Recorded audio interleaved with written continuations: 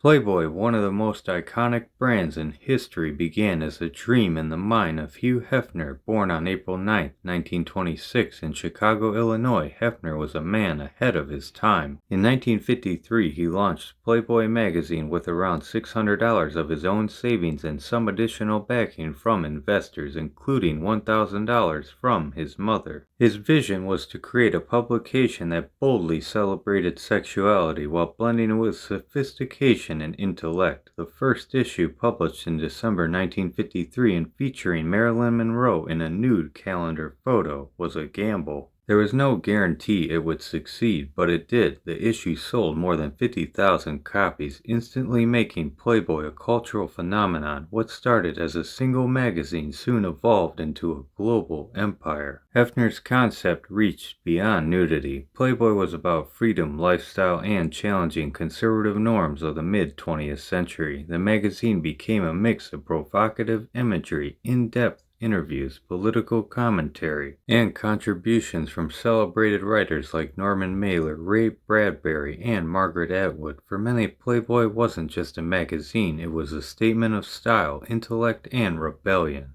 In 1971, Hefner purchased what would become one of the most talked about homes in America, the Playboy Mansion, located in the Holmby Hills neighborhood of Los Angeles. The mansion cost around $1.1 million, a massive sum at the time. With 29 rooms, lush gardens, a zoo license, and the iconic grotto, the estate embodied luxury and excess. It was the place for Hollywood's elite. Actors, athletes, musicians, and models. Hefner's parties became legendary, defined by opulence, celebrity appearances, and scandal. The Playboy bunnies, instantly recognizable by their corseted uniforms, complete with bunny ears and tails, became cultural icons. Yet behind the glamour, stories from former bunnies and girlfriends later revealed a more complex and sometimes troubling reality. Women who lived in the mansion, including Holly Madison, Bridget Marquardt, and Kendra Wilkinson, who starred in the reality series The Girls Next Door, have since described their experiences as both glamorous and restrictive.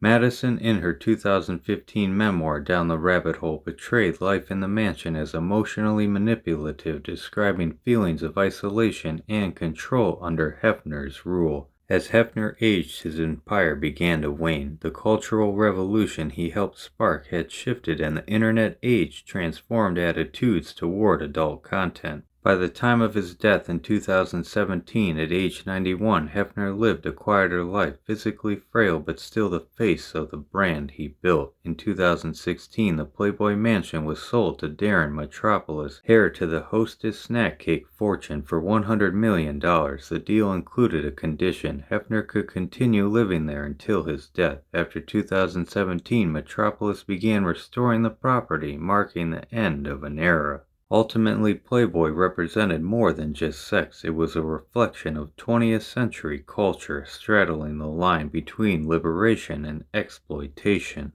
Hefner's legacy remains deeply polarizing. Some view him as a visionary who challenged old-fashioned values. Others see him as a manipulator who commodified female sexuality for personal gain. Whatever the lens, there's no denying one truth: Hugh Hefner and Playboy irreversibly shaped the conversation around freedom, pleasure, and power in modern America.